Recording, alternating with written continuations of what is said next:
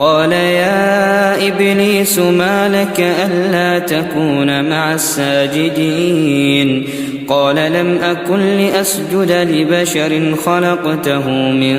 صلصال من حمأ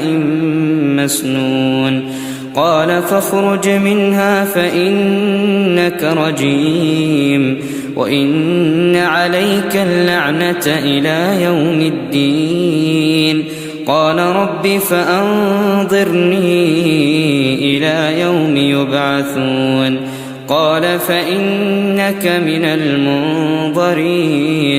إلى يوم الوقت المعلوم قال رب بما أغويتني لأزينن لهم في الأرض ولأغوينهم